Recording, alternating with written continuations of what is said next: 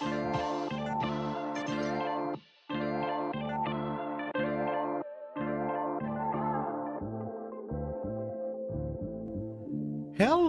boys and girls, and welcome to Movie Goodness, where we examine life through cinema here on the KB Radio Network. I am your host, Kevin Reed, and this is the Halloween edition of Movie Goodness, where we are going to dive into a recent film series that has been sweeping, taking the world by storm.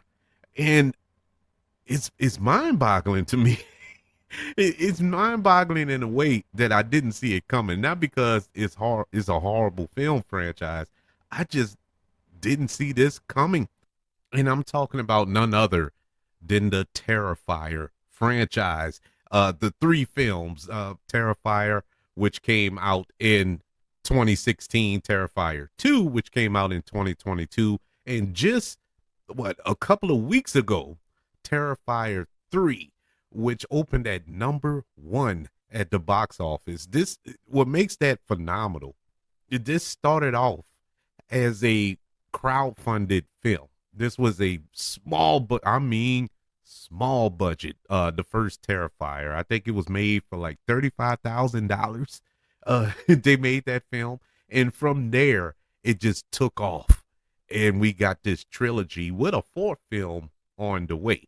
And I did not see this coming from this franchise. And it's Halloween. So I figured, hey, I'm going to do a Halloween show because this is my favorite time of the year. I love Halloween. And the reason I love Halloween, not because I celebrate it, I don't think I've dressed up since I was 7, but I just love what it signifies. Not the deeper meaning because I'm not a Satanist, but I'm talking as far as it signifies the start of the holiday season. It signifies the start of the fall season, and it's just a good time of the year. I love this time of the year, and I love scary movies. It's and I especially love bad scary movie. Cheesy scary movies, like especially 80s. That direct to video scary movies that you might find at Blockbuster that you've never heard of. Like, what is this? Tox's Avenger. Well, that's not a scary movie, but you get my point. Like these hidden little gems of scary movies, and Terrifier fits right into that. Terrifier is like an homage to all of those cheesy late 70s, 80s horror films that you used to find deep buried on a shelf at your local video store, and that you just took a chance on and popped it in, and was scared by it. Because low budget films like that, like this, are done with love. It's done with care because you don't have a lot of money, and so every frame of that film is treated with care. you know Whether it's good or not, you got to respect the hustle. And that's what I love about films like that. And to be fair, I never watched Terrifier. Not because, I'm above it or anything. I just never watched it. And I was always aware of it, but I never got around to watching it. What made me want to watch these three films was Terrifier 3. Terrifier 3 came out 2 weeks ago at the time of this recording, and it opened at #1, dethroning Joker 2. Now, that's not a tall task to do because nobody went to see Joker 2. And nobody liked it except me. I actually liked Joker 2.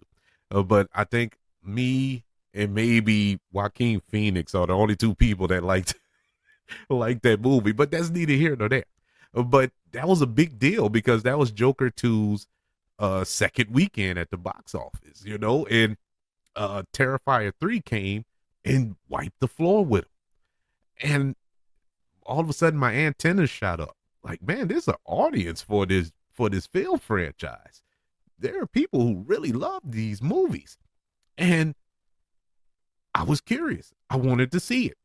But I couldn't go see it because I didn't see the first two.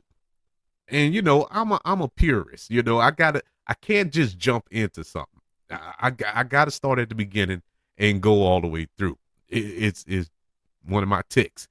So I went ahead, watched the first two. Well, well, I'll get to it when we break them down. In case you haven't figured it out by now, we're going to review three films in this franchise. I was going to say all three, but it is all three currently, but there's a fourth film coming. But we're going to review all three films in this franchise when we get to that moment. But yeah, I watched the first two and I was, you know, like, wait, this is interesting. So when we get to the third one, I, I was left like, yeah, they got to keep this going. They got to keep this going. This is so good. It felt throwbackish. It really did. It felt, and I watched all three of these films in one day. I watched them all in one day because I wanted to see the next one. I watched the first one. My initial plan was to watch one a day. Every evening, I said, okay, I'm gonna watch one today. I'll watch part two tomorrow evening, and part three, I'll go see that later on. Nope, I ended up watching part one. It hooked me so much.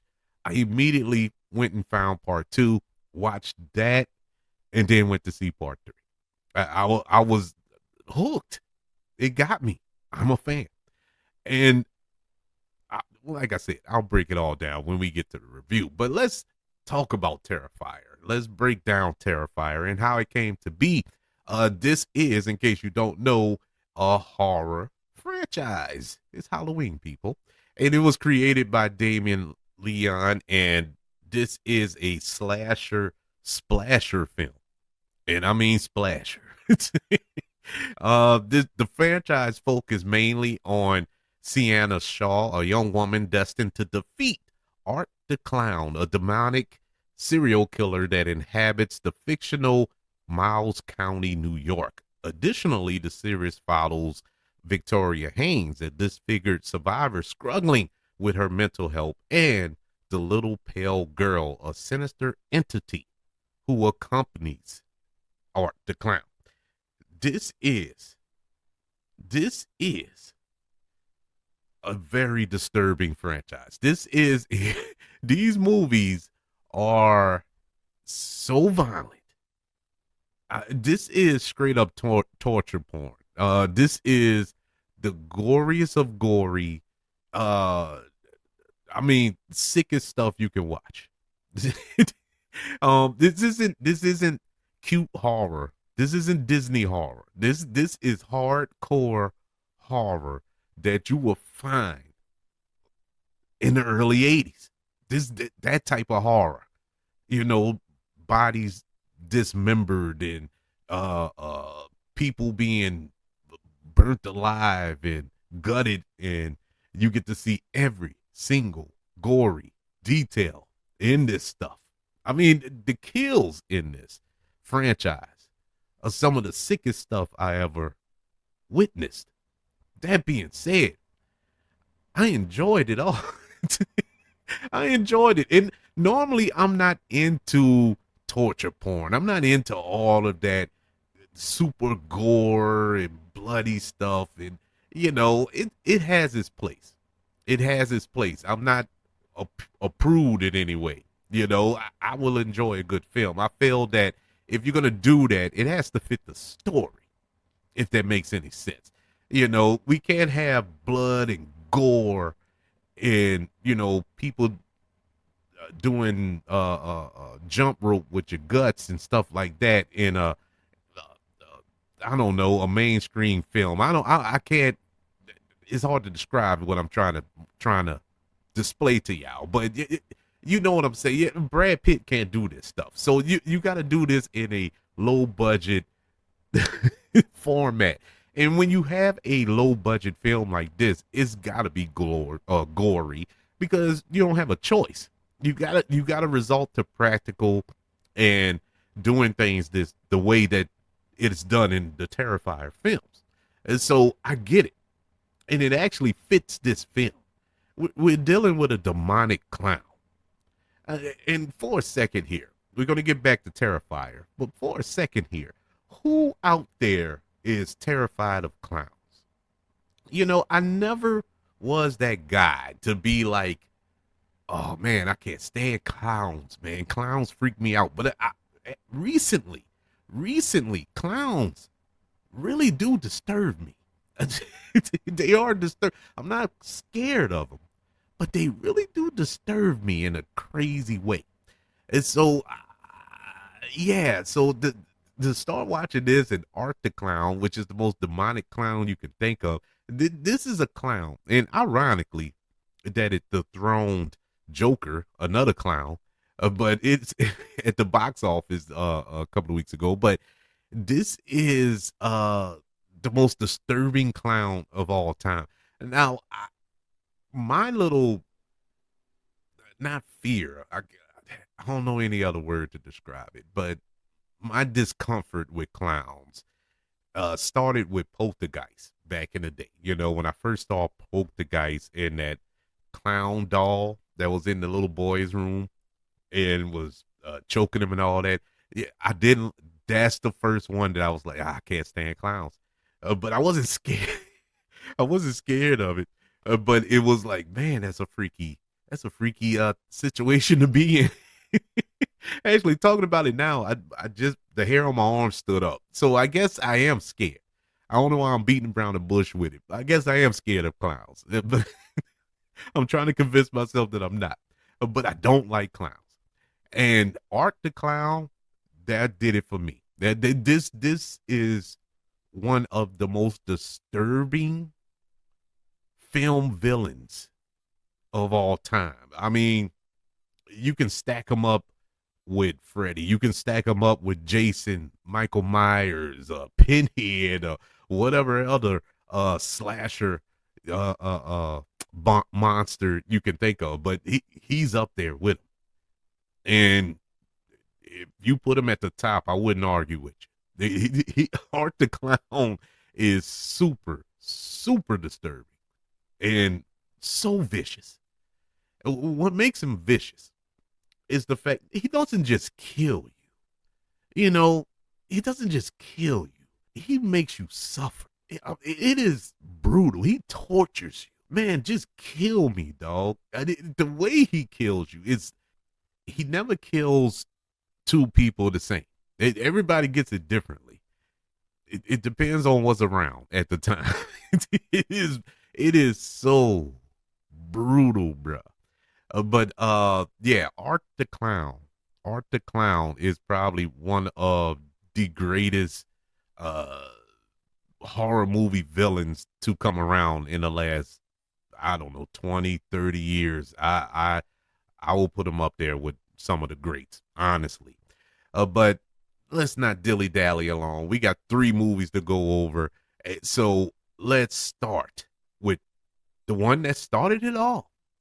In 2016, the independent slasher film written and directed by Damien Leone, Terrifier. And this film stars Jenna Cornell, Samantha Safdie, and David Howard Thornton, who portrays Art the Clown.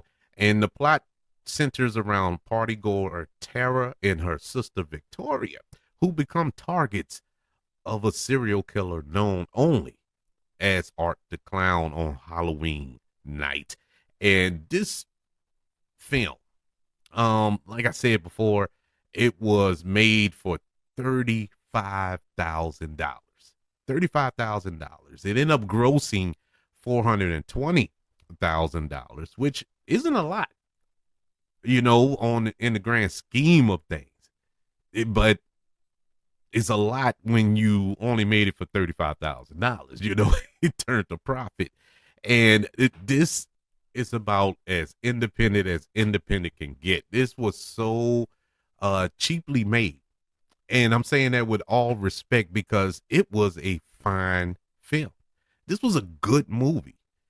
I mean, it's not Friday the 13th. It's not A Nightmare on Elm Street. It's not Halloween. It's its own thing, yet it does a marvelous job of paying homage to some of the body horror films, the eight, like I said, 80s slasher films, and just a true horror throwback that we've been missing. We haven't gotten a film like this in so long, and it deserves all the love that it gets. This film is so brutal in the style that it is shot. You know, you can only do so much with it. It's see, I can't view this film as a, for instance, Smile 2, right? Smile 2, big budget horror film, vastly different. The opening scene in Smile 2 probably cost more than this film. it's, it's just that opening scene, which was phenomenal in Smile 2. But this film found a way to make everything just completely frightening. Every time Art the Clown was on screen, it was disturbing. Because here's a little known fact: if you've never seen the Terrifier films, any of them, Art the Clown doesn't talk. He doesn't talk, but he emotes. You know, Mike Myers didn't doesn't talk, so that's not new in horror films. But Michael Myers wears a mask, so you don't see his expressions. You don't see him laughing or getting mad or changing his facial expressions when he's upset or anything like that. And so you really can't connect with Michael Myers, even though he's a killing machine, and basically a soulless killing machine. That's basically how you could describe him. Art the Clown doesn't talk, but he emotes. He's like a mime. Actually, he is a mime, and he's so creepy. He is the creepiest thing you ever want to see. He doesn't even have to kill you. Just the mere sight of him is so creepy. You probably have a heart attack. He just looks disturbing. The way he smiles, the way he laughs, even though when he laughs, nothing comes out. He just opens his mouth, like, it's just so disturbing. And then when he gets upset, with the makeup and the way David Howard Thornton, contorts his face or whatever, it just looks just evil as I don't know what. I mean, it's everything just worked about this character. And it makes sense that they're continuing on in this franchise because Art the Clown is phenomenal. It did, the one thing about the first film that you can critique is the acting, and you can kind of give it a pass a little bit because, like I said, this is a low budget film. You didn't have George Clooney and Matt Damon in the film, so it is not going to have A-list quality acting, but the acting was good when it was frightful scenes with the scares, with the screams, with all that. All that worked. But when characters had to talk, when there was dialogue heavy scenes, it was like watching paint dry, man. It was bad for these actors and actresses. And it was all I could do was laugh because I'm thinking of films that I used to watch when I was growing up. This was the norm, really. Seeing a lot of movies like this, it was just a breath of fresh air to see it now in 2024. It's just strange, but at the same time, like I said, I got to give it a little pass for that. They were trying and they did a good job for what they were doing. The one to add on to that, because it's all linked together. It's not two different gripes, but the characters are underdeveloped, and I'm talking about the protagonist here. Now, Art the Clown, he was pretty well developed, even though we don't have a backstory. Actually, we never get a backstory. Maybe we'll get it in part 4, but we'll cross that bridge when we get to it. But this really isn't that type of movie. Whereas, you getting flushed out characters. It was just a killing spree.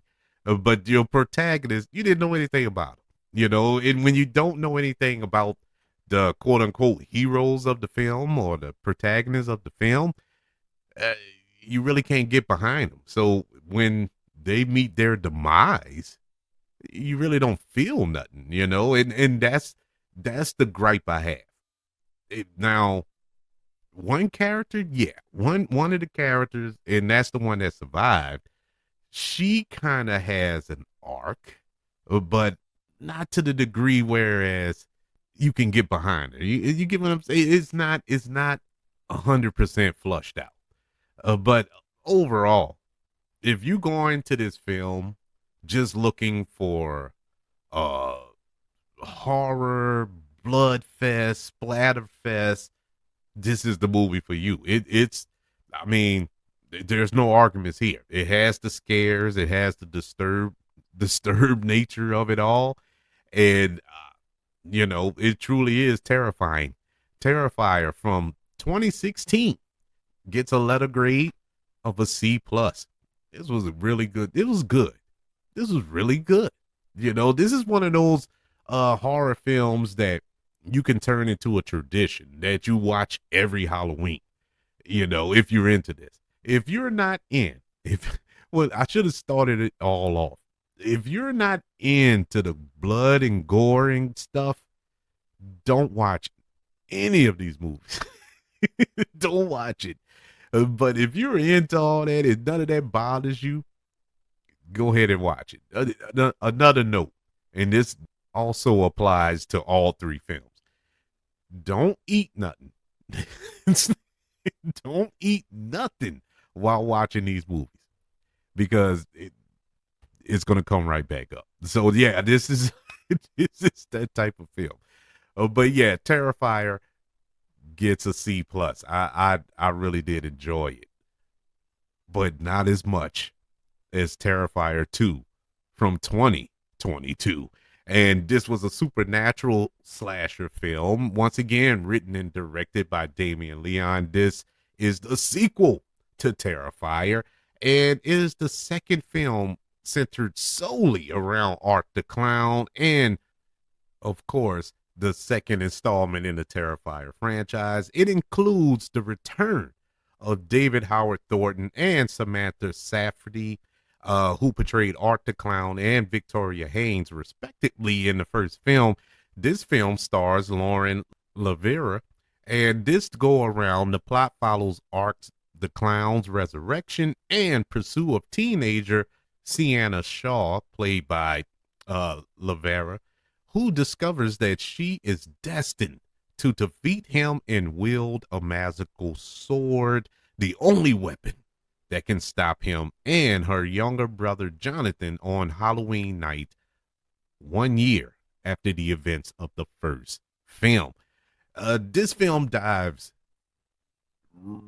right into the supernatural. We see that Art the Clown is resurrected, and it's just, well, we saw that at the end of the first film. Spoilers, but it is, we going supernatural.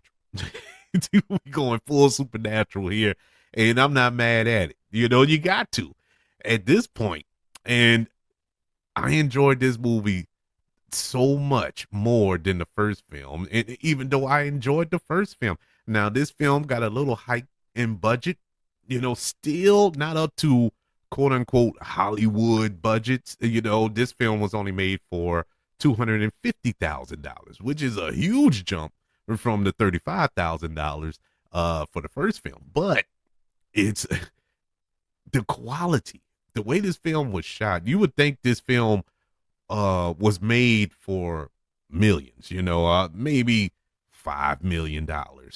It has that quality, and I think Damien Leon did a awesome job with this film. Much better film, much better film. He had a little more to play with here with the camera movements and locations and set designs and costumes, and we still didn't mess with any CG. This was still all practical with the blood and the brutal kills that we get in this film. But what impressed me about Terrifier 2 the most was the upgrade in the acting. Y'all heard what I said about the first film, and I gave it a pass because it was the first film. It was a low budget. Yeah, I get it. Probably got his friends. Probably never acted in a movie in their life, and so and they got in front of the camera for their boy. And it made the movie. That's fine, but this go around, the acting was better. Now it wasn't great.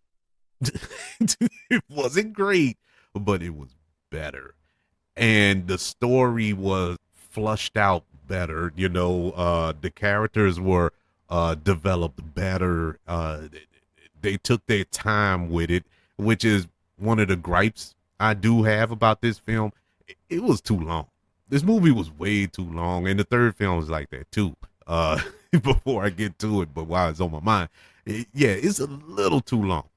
I would say shave off 15 minutes of this movie, and it would have been 10 times better than what it already is. But I still enjoyed it. It wasn't like too long to the degree where I was bored at points or nothing like that. It was just some of the plots, they touched on it too much. Like, this was explained like two scenes ago. We didn't have to get it again. It was kind of repeated by another character or something like that. And it was like, okay, wait, I already got it. I got it. Let's get to this. Let's get this ball rolling. But everything in here was heightened to 11 from the first film. The kills were turned to 11. The story was turned to the 11th.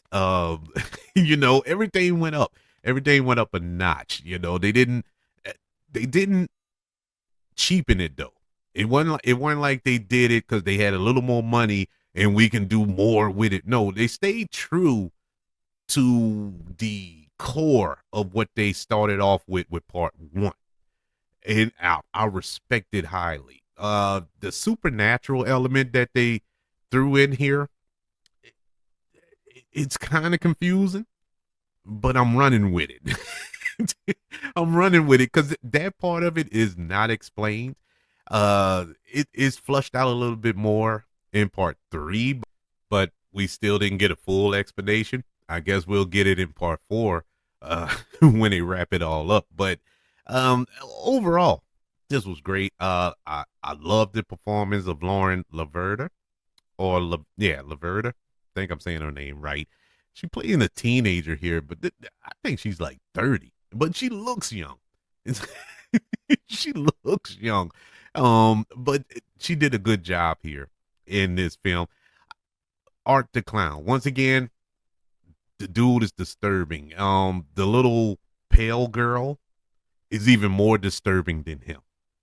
And she's only in a few scenes, the little girl that accompanies him. Very, very weird. And once again, came out of nowhere, no explanation, but didn't care.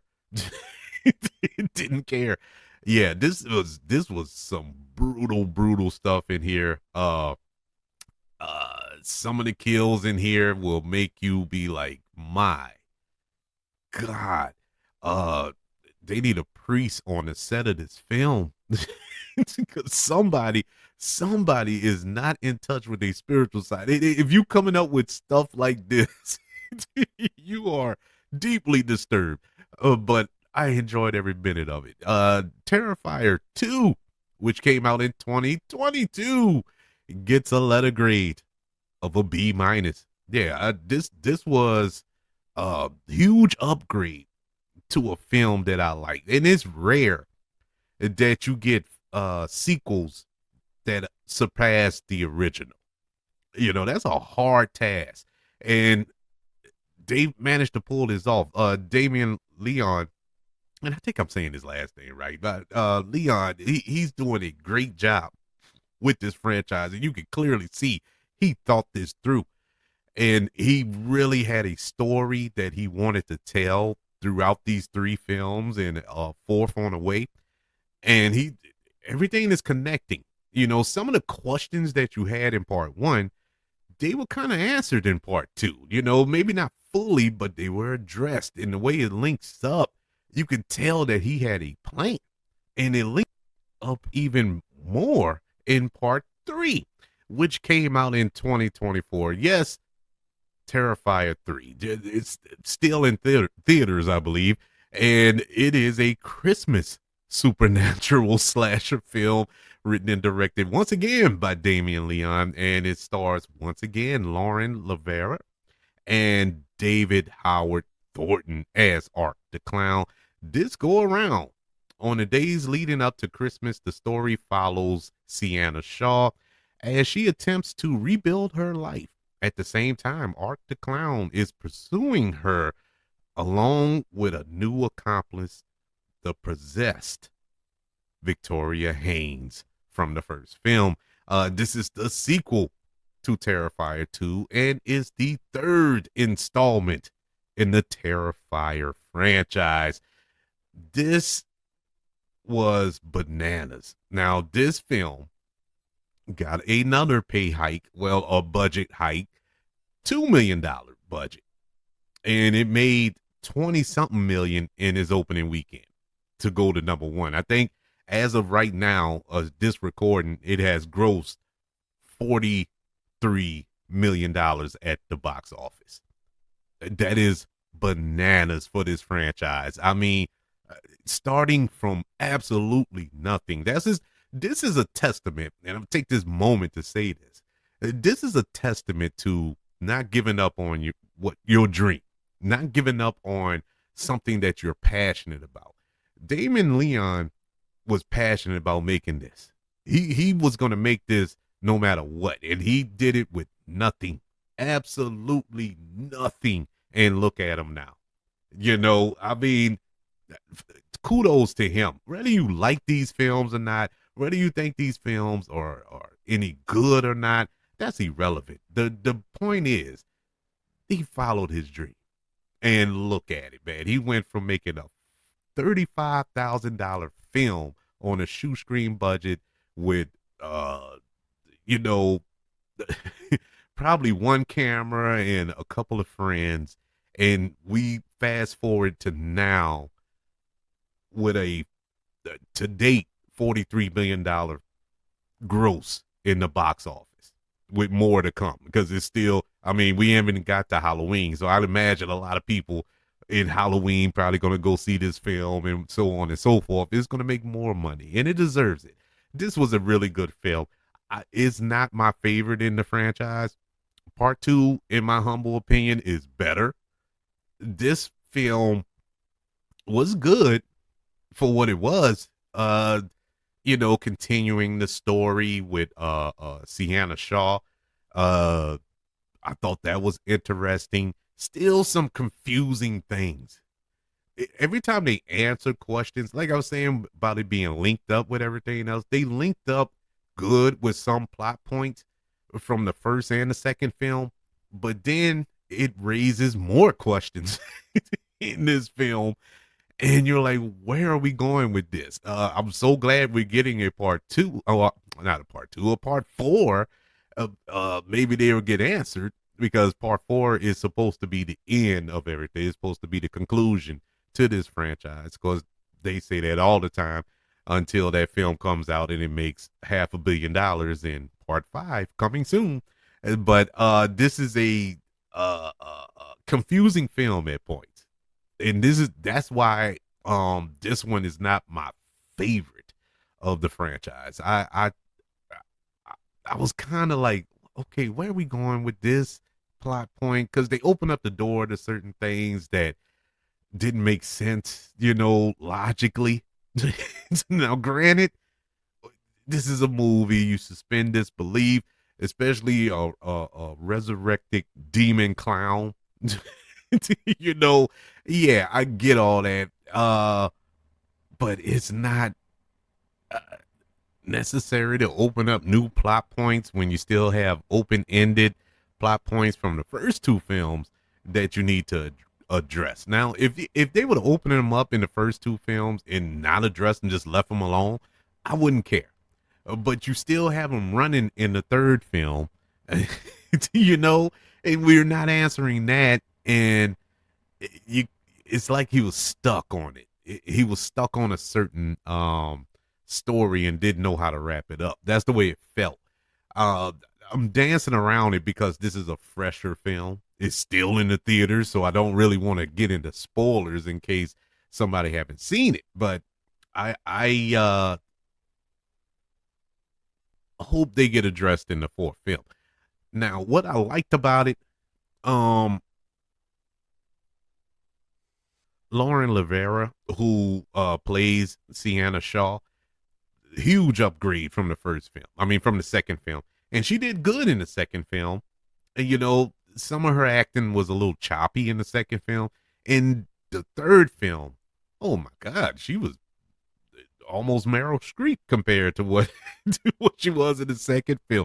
This she she leveled up big time, man. I mean, big time. Acting wise, I really loved her performance in here.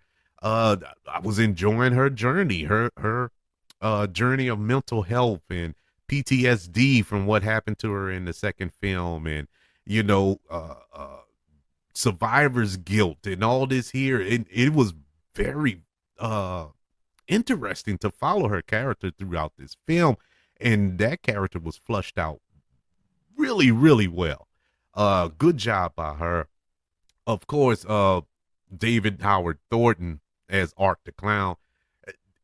He was great in here, but at the same time, I don't know. It it felt like it wasn't enough of him in this movie, if that makes any sense. You know, it wasn't a lot of him. It's like he only showed up to kill. Now, granted, he did that in all the in the other two films, but it was like it was no rhyme or reason to the stuff he was doing in this movie. I think it was. I think they just had him doing stuff to do stuff. You know, it was a scene in the mall. If you've seen the movie, you know what I'm talking about with the kids and stuff. Oh, speaking of kids, there was a big controversy surrounding this film, as it is for all of them. I didn't mention in the first film the controversial chainsaw cutting a woman in half scene was so messed up. It was so messed up, and it was controversial, boy. And now they took that in part three and made it even more controversial. They didn't cut nobody in half, but well, actually, well, anyway, don't worry about it. But there are kids, and this is a spoiler warning for that. Kids get killed in this movie. I'm not talking teenagers. I'm talking kids. They're kids, and not one or two. I'll just put it that way. It is messed up, man, and you don't normally see films like that. Actually, I can't think of a film that has done that in recent memory, or any time of me watching films. Yeah, this was disturbing in that sense. Now, I'll give the filmmakers this much credit. You don't see the kids getting, you know, brutalized, but you can hear it in some sense. You can, you know, it's kind of in the background or something. It's messed up. It's messed up either way you slice it. But there is controversy behind that, with the kids stuff. But it's really to pump up this character of how disturbing Art the Clown is. And so, with all that being said, I still enjoyed it. The ending was very unsatisfactory. I wasn't satisfied at all with this ending. I just did not like it. And another point I wanted to make, going back to part two, I'm all over the place with this franchise, but going back to part two, I didn't like part two's ending either. It was kind of draggy. That was part of my dragging argument about part two. The ending of that movie, drug, man. It just took forever to get to that ending. But part three, it didn't take forever. They actually paced it a little better here, uh, as far as the ending. Like I said before, this movie could have been cut, 10, 15 minutes and probably would have been a little better. But it was just unsatisfying. It didn't satisfy me at all. All it did was set up part four, and that's all it did. And I was left kind of like, oh, and I didn't feel like that for the previous two films. Even though I didn't too much care for the second film's ending, I did like the end result of it. It just the length it took. But with this one, I didn't like nothing on how it ended. Oh, come on, man. Really? Really? That's how y'all gonna stop it here? They could have stopped it 10 minutes earlier and I would have been so happy. So happy. And bro, because you really thought they were about to end it at a point, and that would have been the gangsterest ending in a horror film, but it kept going. And just to set up part four. And I was so unsatisfied. That's all I can say. But Terrifier 3, which came out this year, a couple of weeks ago, gets a letter grade of a C plus. Yeah, it was good, but it wasn't nearly as good as part two. Part two stands out to me. If I had to rank them, it will be 2, 1, and 3. If I had to rank them, and depending on what day you ask me, I probably shuffle two. I mean, 1 and 2. Not 1 and 2. 1 and 3. Uh, their spots, but part two will always be the favorite of mine. Until 4 comes out, we'll see what that does. But yes, this is a good franchise. It is. Like I said, I have my gripes about them. I have my gripes about every franchise. you know, there's no perfect franchise. But this one, this one is deeply disturbed. It's perfect for the spooky season for Halloween. This is a triple threat if you want to watch all three. You know what I'm saying, for Halloween night, or the whole day really, because that's what, about 6 hours. So you start watching it around 5 o'clock in the afternoon. Pop in part one, and by the time you're in the bed watching 3, if you can go to bed after watching these movies. But yeah, it is disturbing. It is some really disturbing stuff, and I really didn't realize it till I was putting the notes together for this show, and I was like, man, that movie really freaked me out. I really, I had to think about it. I haven't slept well since I watched since I watched these 3 movies.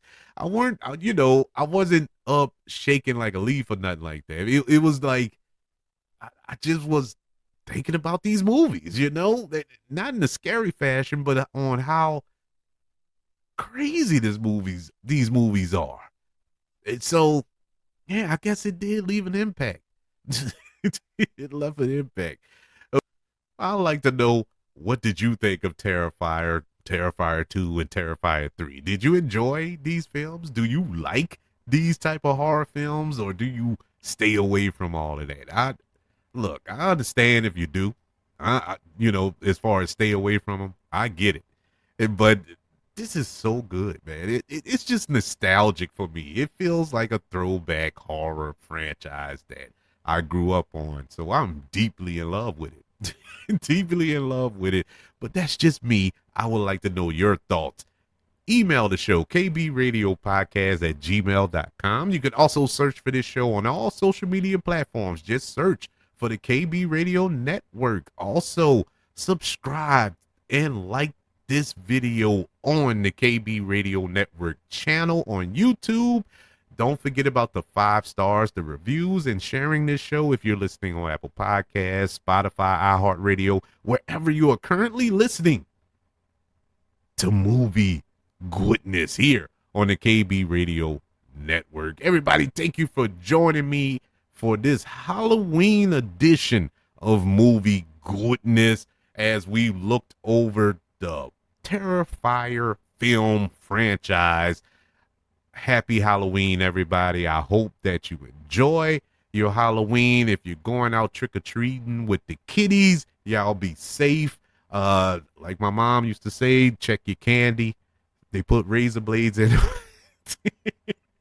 You remember you used to fall for that. I honestly used to fall for that. Now I remember hearing a story of this man putting razor blades in candy. That was like centuries ago, but for some strange reason, parents told their kids that, at least when I was growing up. Now, I'm pretty sure they had some disturbed people that used to do some disturbing stuff to the candy. But it was like, man, I got to check the candy. And I could not touch one piece of candy until my mom went through the whole bag and thoroughly inspected every piece of candy, make sure that it was wrapped right. If it was if it looked like it was tampered with, it went in the trash. Boy, I was hot. I used to be, I used to be so mad because that candy, she would keep it in her closet until she checked it. I used to go in there and sneak and take a piece here, take a piece there. But it was, yeah, those were tough times trick or treating. But I got so disgusted with it, I just stopped. We just stopped trick or treating. It didn't make sense. But for all of you who still do, be safe out there. Enjoy. I hope y'all get the costumes that y'all are looking for. Have fun. Don't have too much fun, but have some fun. Want you all to know that I love you. Continue to love everyone. And until we speak again, you all be blessed.